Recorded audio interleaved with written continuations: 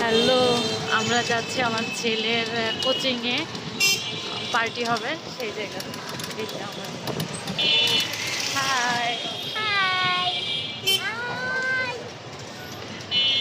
আমরা রেডি হয়ে বের হয়ে গেলাম। হ্যালো বন্ধুরা, চলে এলাম আমরা পার্টিতে। আমি এসেই দেখি যে খুব অল্প মানুষ, বেশি কেউ আসেনি। পরবর্তীতে আসবে আস্তে আস্তে। দেখো এই যে এখানে অনেকেই চলে আসছে।